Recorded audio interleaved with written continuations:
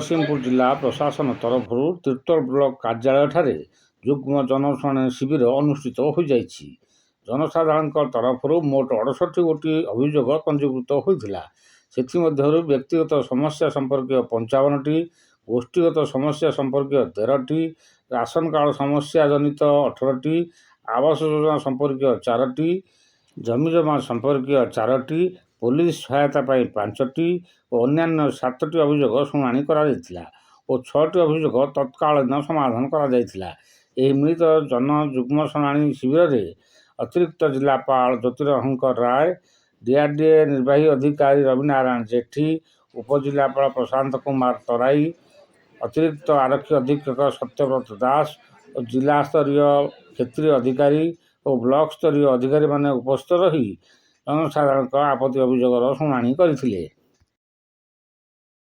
आज्ञा परिचय दियो। Debabrata Mohanty social worker. कौन पे जिलापाल ऑफिस अभियोग नहीं आसले? बरीपदा गोविंदपुर रोड दीर्घ 3 थर है ग्रीवांस दे जे रोडटा जो क्रॉस कर गोटे इरिगेशन डिपार्टमेंटर गोटे सबमाइनर अच्छी सांस सबमाइनर से पोलटा एक्सटेंशन ना रास्ताटा एक्सटेंशन है पोल सीना एक्सटेंशन लोक जी मुझे 10 थर 3 थर आसला भी इरिगेशन वाला कहते आरएनबी करूँ आरएनबी कहूँ इरिगेशन करूँ पीडी डीआरडीओ को गत थर से कहले रास्ताटा जी नौ सी कर इरिगेशन आमर दायित्व नुह तेणु एपर्यंत है ना पुनर्बार मुझे 3 थर दे रोड एक्सटेंशन करके पोलटा को एक्सटेंशन करा नहब ताले आम बाध्य होकर अनशन करूँ इरिगेशन ऑफिस कहीं करूँ एकाधर ब्लॉक ऑफिस करूँ कि कलेक्टर ऑफिस करूँ अनशन।